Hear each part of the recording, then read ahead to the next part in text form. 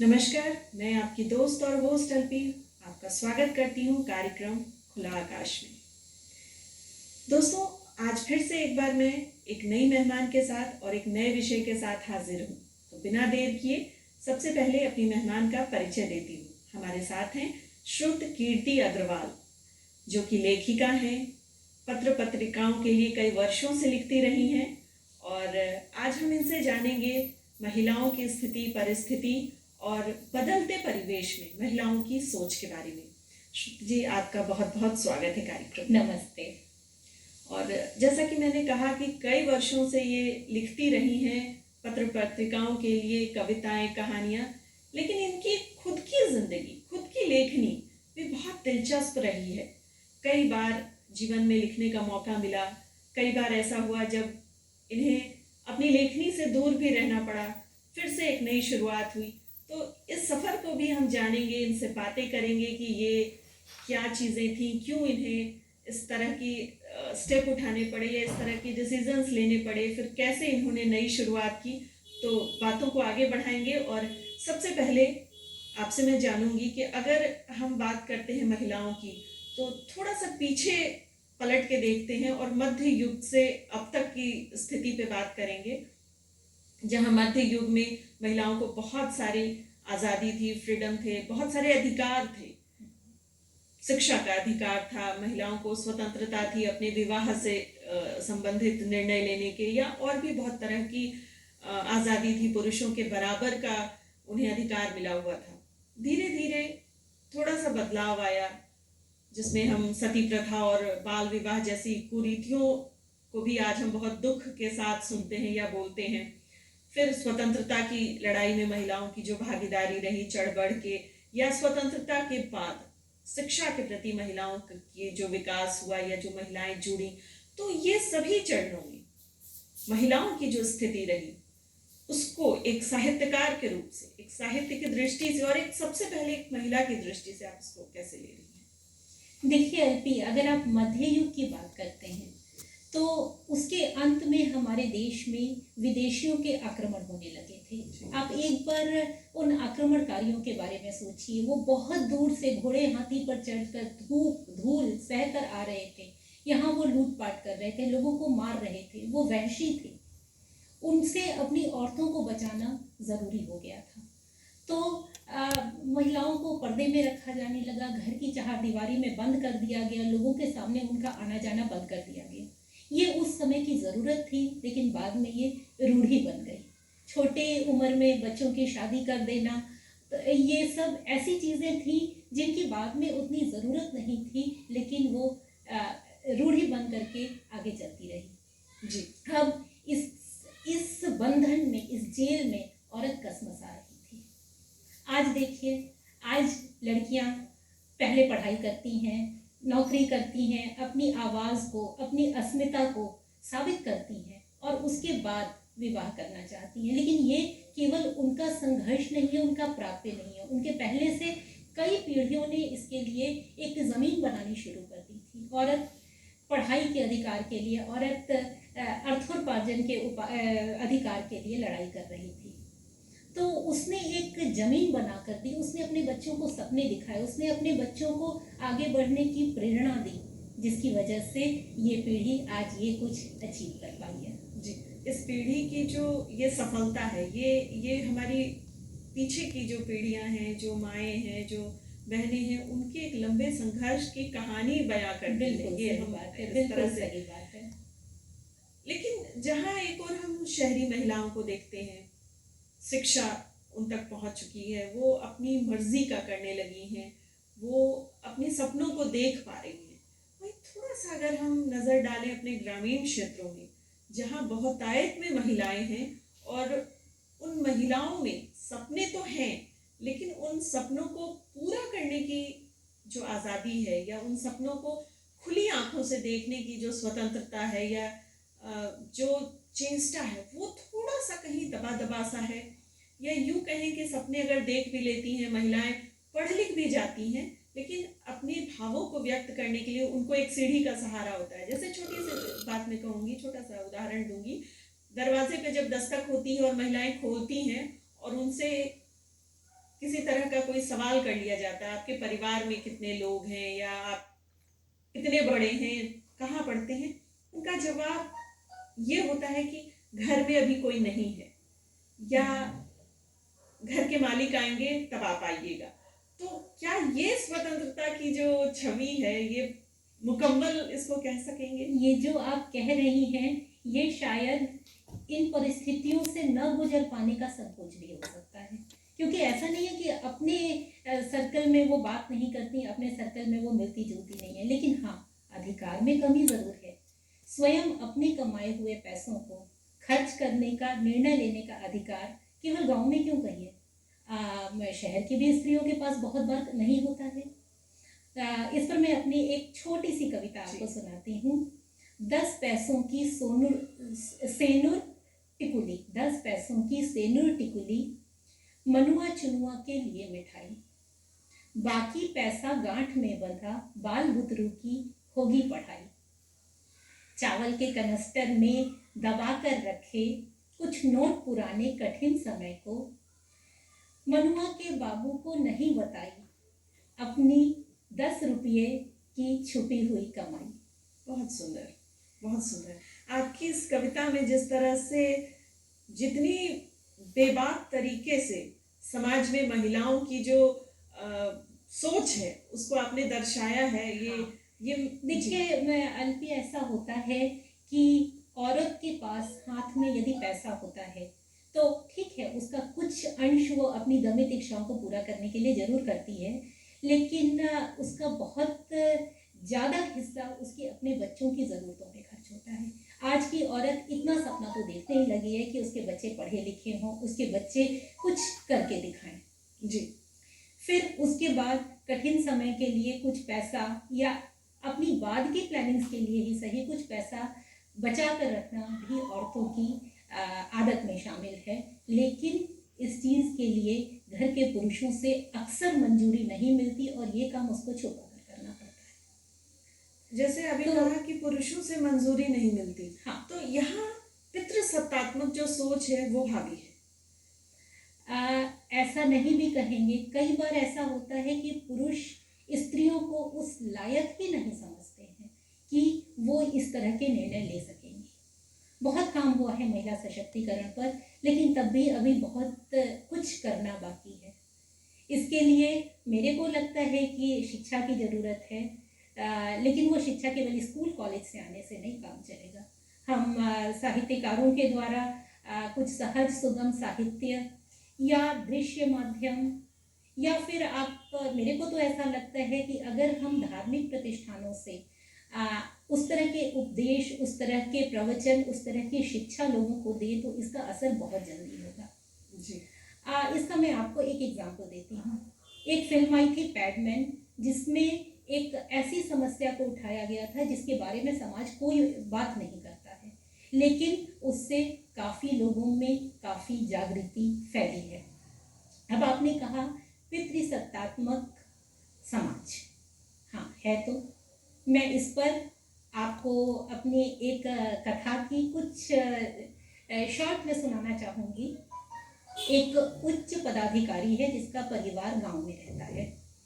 उसका इकलौता बेटा है जो कि एक्स्ट्रा लाड़ प्यार और पिता की शह, और जैसा कि किशोरावस्था में अक्सर बच्चे हो जाते हैं, वो किसी की नहीं सुनता है, अपने आप को सबसे ऊपर समझता है, अपनी माँ की भी कोई बात नहीं सुनता। उसी समय में उस गांव में एक गरीब लड़की का बलात्कार हो जाता है और माँ आश्चर्यचकित रह जाती है जब उसको पता चलता है कि उसमें उसके अपने बेटे की शिरकत है। वो घबराकर अपने पति को बुलाती है। तो ये बस पति पत्नी की बातचीत मेरी कहानी का जिद है। वो माँ की सारी सहानुभूति गरीब लड़की के साथ है, लेकिन पिता एक निम्न जाति की गरीब लड़की और अनपढ़ लड़की को अपनी बहू बनाने के लिए किसी तरह भी तैयार नहीं होते हैं। जैसे आपने अपनी कहानी का जिक्र किया कि इसमें किस तरह से इंसान की सोच, एक पिता की सोच अपने पुत्र के प्रति ज्यादा होती है, जबकि माँ की सोच एक संवेदना की तरफ होती है, एक औरत की भावनाओं की तरफ होती है। मैं इस पर भी आती हूँ जी। पहले अपनी कहानी पूरी करती हूँ। पिता जब उस लड़की को अपने घर में बहू बनाने के लिए तैयार नहीं होता है तो उसका अपना तर्क है कि मैं इस केस को दबा दूंगा और उस लड़की को उसके पिता के साथ किसी और गांव में शिफ्ट करके यहाँ से हटा दूंगा ताकि ये केस दब जाए। माँ को ये बात नहीं पसंद आती तो पिता उसे धमकी देता है कि अगर इस बात को आगे बढ़ाया गया तो उसकी खुद की नौकरी छूट जाएगी और बेटे को फांसी की सजा हो जाएगी। और जब कोई बस नहीं चलता तो माँ दुखी स्वर में कहती है कि आपकी किसी बात को मैं आज तक काट नहीं सकी हूँ, मैं काट भी नहीं सकूँगी, तो ठीक है, आपका जो मन हो सो करिए। इतने दिन तक पीर फकीर मंदिर मस्जिद के चक्कर काट कर मैंने फांसी पर चढ़ा देने के लिए पुत्र को नहीं मांगा था, लेकिन अब जो अपराध वो कर चुका है उसका प्रायश्चित शायद मुझे ही करना होगा। नहीं चाहिए मुझे वो धन दौलत, वो ऐश्वर्य वैभव जो कि मेरे बेटे को फांसी पर पहुंचा दे। मैं उस लड़की को गोद लूँगी, बहू कहिए या बेटी, अब मैं उसी के साथ रहूँगी। उसको पढ़ाऊँगी, लिखाऊँगी, उसको उसके पैरों पर खड़ा करूँगी और उससे रोज़ उसके साथ हुई ज्यादती के लिए माफ़ी मांगूंगी। मैं कहना चाहती हूँ कि कई बार हम बलात्कारी को सजा देने के लिए बहुत उद्धत रहते हैं, लेकिन लड़की के पुनर्वास को शायद भूल जाते हैं। तो मैंने यहाँ पर एक औरत की बेबसी लेकिन उसके साथ उसकी हिम्मत को बताने की कोशिश की है कि स्वभाव पे कोमल होती है औरत, लेकिन कमज़ोर नहीं होती। ये कोमलता जो है, ये इसी से तो समाज में रस रंग है, इसी से समाज बना हुआ है, नहीं तो सब कुछ बहुत नीरस हो जाएगा। जी, बिल्कुल सही कहा आपने। और ये भी आपकी बात से मैं समर्थन करूंगी कि कई बार हम दोषी ढूंढने में ज़्यादा समय व्यतीत करते हैं और जैसे अपने पुनर्वास की बात कही है और सॉल्यूशन की तरफ हम थोड़ा कम सोचने लगते हैं कई बार। और मेरा अगला सवाल होगा आपसे कि जैसे आपने इस कहानी के माध्यम से सॉल्यूशन की बात कही, सोच की बात कही, जी, खास तौर से इस कहानी में जो महिला का चरित्र है, महिला की जो सोच थी, महिला कैरेक्टर बहुत बोल्ड दिखाया। हाँ। क्या हमारे समाज में महिलाओं का जब परिस्थिति आती है तो महिलाएं इतने बेबाक तरीके से, इतने बोल्डनेस के साथ स्टेप उठा पाती हैं? क्या हम सही मायनों में समझ सकते हैं कि जो महिला सशक्तिकरण है वो पूरी तरह से समाज में व्याप्त हो चुका है? नहीं, पूरी तरह से व्याप्त हो चुका है हम नहीं कह सकते, क्योंकि ज़्यादातर परिस्थितियों में औरतें समझौता कर लेती हैं। शिक्षा की ज़रूरत है और बहुत तरीके से उनको समर्थ बनाने की ज़रूरत है और इस पर अभी बहुत काम होना है। देखिए, उन्नति और उच्च श्रृंखलता के बीच में एक महीन सी लाइन होती है जिसका फर्क पता होना चाहिए। सो महिला सशक्तिकरण के नाम पे बहुत बार उस लाइन को भी क्रॉस कर रहे हैं लोग। तो इसीलिए मैं कहती हूँ कि शिक्षा की बहुत ज़रूरत है हर माध्यम से। बिल्कुल सही कहा आपने। और कई बार हम थक हार के ये समझौता करके बैठ जाते हैं कि इसमें मैं क्या कर सकती हूँ या ऐसे करने से मेरे लिए लोग क्या सोचेंगे, इस तरह की बातें अक्सर आती हैं। लेकिन विवेक के साथ, धैर्य के साथ और सहनशीलता के साथ जब हम निर्णय की तरफ सोचते हैं, निर्णय सकारात्मक, तब रास्ते निकल आते हैं और चीज़ें बहुत खूबसूरत हो जाती हैं। आवश्यकता होती है धैर्य और निष्ठा के साथ सोचने, समझने और अपने विवेक को इस्तेमाल करने की। श्रुति जी, अभी जैसे कि हमने बहुत सारी बातें की और महिला सशक्तिकरण की बात की। पहले ही मैंने कार्यक्रम की शुरुआत में मैंने बताया कि कई बार आपके खुद के जीवन में भी ऐसा हुआ कि आपको अपनी लेखनी से दूर होने का समय हुआ, किसी परिस्थितिवश आपकी लेखनी भी छूट गई, फिर से आपने उसकी शुरुआत की। क्या चीज़ें थी, क्यों ऐसा हुआ, मैं चाहूँगी थोड़ा आप बताएं। इस पर मैं आपको बताना चाहूँगी, एक अजीब सी हीन भावना के साथ मेरी लेखनी का सफ़र शुरू हुआ था। एक्चुअली मैं पढ़ती बहुत थी, बहुत ज़्यादा पढ़ती थी। तो इससे क्या होता है कि जब आप लगातार पढ़ती हैं ना, तो आपकी क्या कहना चाहिए, पसंद सुधरती जाती है। आपको एक समय के बाद कोई ऐसा साहित्य जिसका स्तर थोड़ा निम्न है वो कम पसंद आता है और बेहतर चीज़ें आप पढ़ने के लिए ढूंढते हैं। लेकिन अपनी लेखनी पर मुझे बिल्कुल विश्वास नहीं था और एकदम बचपन में कभी कुछ लिखा होगा जो कि हमारे प्राइवेट ट्यूटर ने डांट दिया कि ये क्या कर रही हो पढ़ाई के समय में। बस मैं डर गई और मेरे को लगा कि ये करना कुछ गलत काम है, मगर मैं छुप छुप कर लिखती रही और उसको मैंने कहीं ऐसे ही दबा दिया। बाद में किसी मैगजीन ने मेरी कहानी छापी है, उसके भी पहले इलाहाबाद से ऑल इंडिया रेडियो पर मेरी एक कहानी का प्रसारण हुआ था। तब कॉन्फिडेंस बढ़ा और लगा कि ये कोई गलत काम नहीं है, ये शायद कुछ अच्छा काम है कि मैं अपने को एक्सप्रेस कर सकती हूँ। तो ये एक शौक की तरह शुरू हुआ, ये व्यवसाय की तरह नहीं शुरू हो पाया। फिर शादी हुई, घर परिवार की परिस्थितियां, मैंने इसको कहीं पीछे रख दिया क्योंकि इसको बहुत अहमियत तो कभी दी नहीं थी। फिर समय मिला थोड़ा तो फिर शुरू किया और फिर पत्रिकाओं ने मुझे छापना शुरू कर दिया। तो ऐसे करते करते कई बार घटते बढ़ते जब मेरे पास टाइम हुआ, क्योंकि मैं अपने पति के साथ काम में भी व्यस्त थी, तो जब मेरे पास टाइम हुआ तो मैंने कहा कि अब तो मैं लिखूंगी और अब मैं खूब लिखूंगी। तो आजकल बहुत सारे पाठक हैं मेरे पास जो मेरा उत्साह बढ़ाते हैं, मुझे मेरे लेखन को का समर्थन करते हैं, और ये मेरा अचीवमेंट है। जब आप लिखती हैं, खासकर से महिलाओं से जुड़ी हुई कविताएं या कहानियां, उस वक्त आपके जहन में कौन सी चीजें होती हैं? किस किस तरह आप अपनी प्लॉट या किरदार का चयन करती हैं? किस तरह से आप सबसे पहली बात तो ये होती है कि मैं जो कुछ भी लिखूं वो विश्वसनीय हो। मैं कोई ऐसी चीज़ ना लिखूं जिस पर कोई विश्वास नहीं कर सकता, और अगर मैं किसी ऐसी घटना का जिक्र कर रही हूं तो उसको पूरी तरह से समझाने का प्रयत्न करती हूँ कि ऐसा क्यों हुआ। इसके अलावा मैंने आपको कहा कि जब मेरे को पढ़ने में स्तरीय चीज़ें चाहिए, तो लिखना भी अगर स्तरीय नहीं हुआ तो मुझे खुद ही नहीं पसंद आता है। फिर मेरी इस बात पर बहुत आस्था है, जो पहले फिल्में बनती थीं, जो पहले कहानियाँ लिखी जाती थीं, उनका अंत होता था कि जो अच्छा कैरेक्टर है वो जीतता था और बुराई हर हाल में हार जाती थी।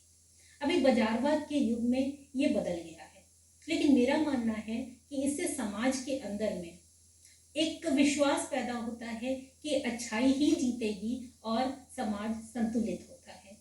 तो मेरी भी कहानियों में ऐसा नहीं है कि केवल नेगेटिव कैरेक्टर्स ही राज करें, उसमें अच्छाई का अंश जरूर होता है। जी, अभी सोशल मीडिया जो है, सोशल प्लेटफॉर्म, वो बहुत चढ़ बढ़ के रोल अदा करता है, जो खासतौर से जो न्यू कमर्स हैं, जो नए बच्चे बच्चियां लिखने का शौक रखते हैं और वो ब्लॉग पे और नेट पे, फेसबुक पे वो अपलोड करते हैं और काफ़ी सारे उनको फैन मिलते हैं।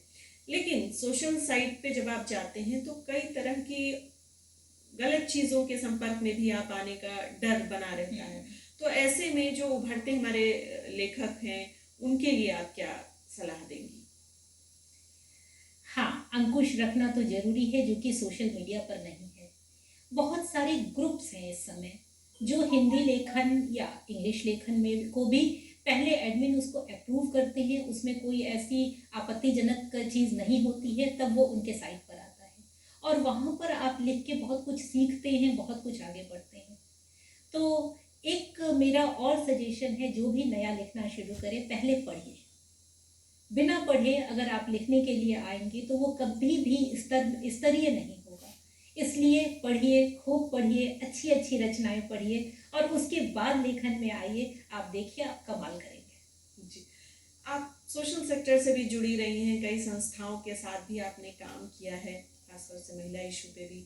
तो महिलाओं के विकास में महिलाएं मुखर हों, महिलाएं अपनी जिम्मेदारियों को अच्छे से समझें, हालांकि वो समझती हैं, लेकिन अपने लिए अपनी जिम्मेदारियों को समझें, इसके लिए आपको क्या लगता है कि और क्या बदलाव होने की ज़रूरत है? किस तरह के चीज़ें होने की आवश्यकता है? महिलाएं कैसे खुद को और अच्छी तरह से समझें? देखिए, आर्थिक स्वावलंबन बहुत ज़रूरी है। इस बात को तो आपको मानना पड़ेगा कि अगर कोई महिला आर्थिक रूप से स्वावलंबी है तो वो ज़्यादा अपने ऊपर विश्वास कर सकती है, बनिस्बत कि वो एक एक पैसा किसी से भी, पति से, बेटे से या पिता से मांग रही है तो नहीं। लेकिन फिर मैं ये कहूँगी कि हम लोग जिनकी रचनाएं समाज में पहुंच रही हैं, जो सिनेमा बना रहे हैं, जो जो समाज को संदेश देने के काबिल हैं, उनके ऊपर सामाजिक जिम्मेदारी बहुत ज़्यादा है। हम अगर अपनी जिम्मेदारी को ठीक से उठाएंगे तो संदेश कैसे नहीं पहुंचेगा, पहुंचेगा और समाज भी बहुत सुंदर होगा। ये बिल्कुल सही आपने कहा कि जब हम कविता या कहानियों के माध्यम से या लेखनी के माध्यम से, फिल्मों के माध्यम से समाज में मैसेज ज़्यादा आसानी से और ज़्यादा जल्दी पहुंचते हैं और लोगों को वो समझ भी, आपने जैसे पहले भी एक उदाहरण पैकमैन का दिया था, और उसके बाद से कहीं ना कहीं वो झिझक लोगों का खत्म हुआ है ऐसे विषयों पे बात करने का।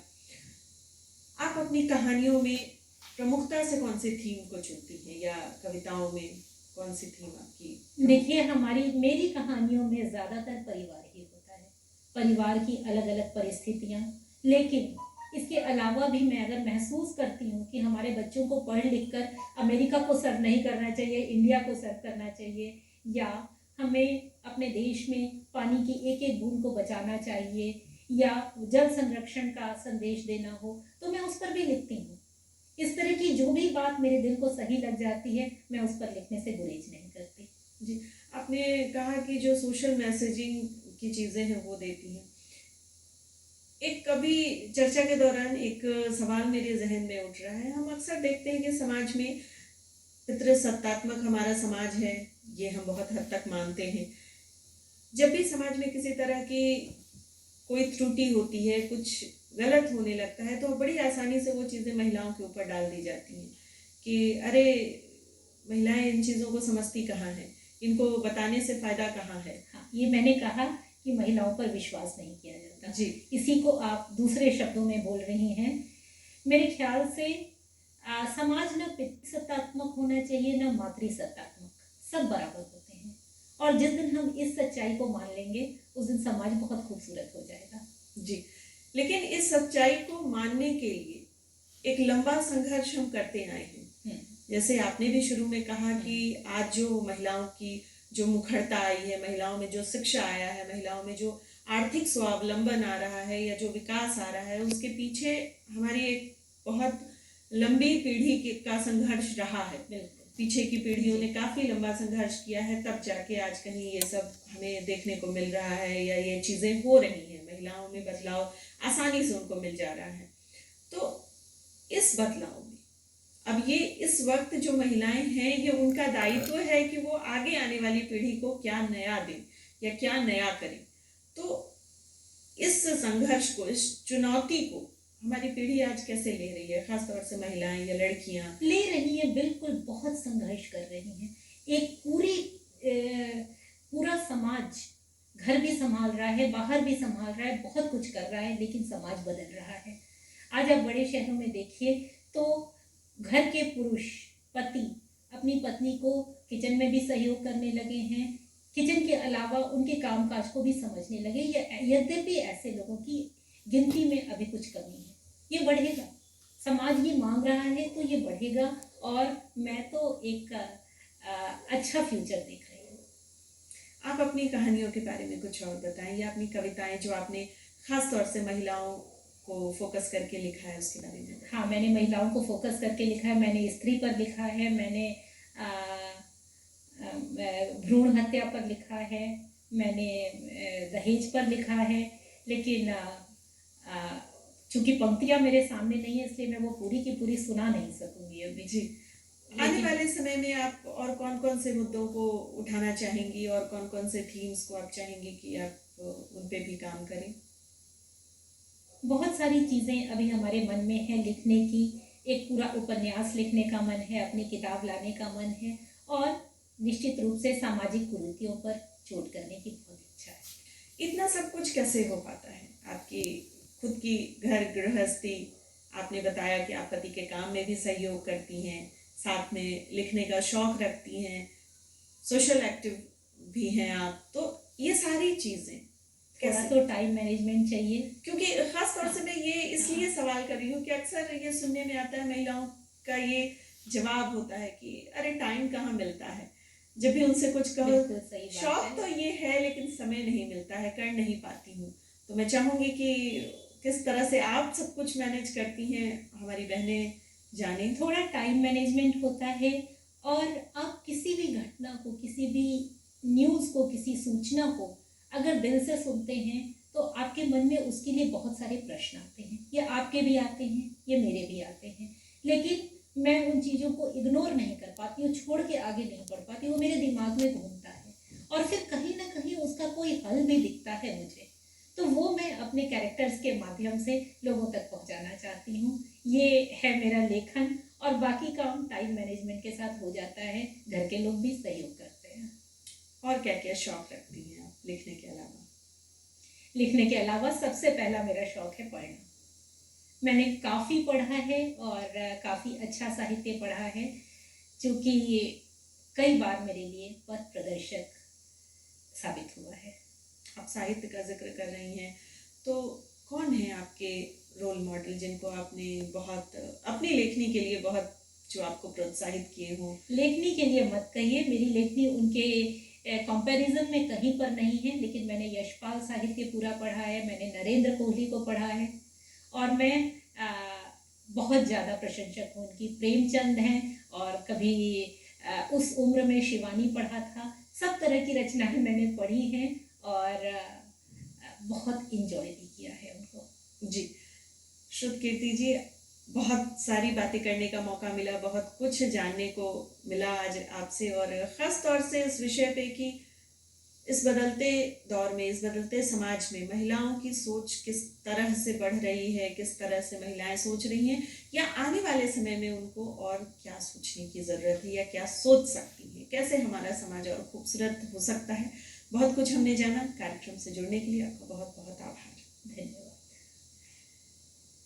आज के इस अंक में श्रुत कीर्ति अग्रवाल जी से हमने बहुत कुछ जाना, कैसे हमारा समाज बदल रहा है, कैसे महिलाओं की भूमिका समाज में हो रही है, या क्या और होनी चाहिए। और जो भी इस वक्त इस कार्यक्रम से हमारी बहनें जुड़ी हैं, यही आशा करती हूँ कि बहुत कुछ आपको सीखने को मिला होगा।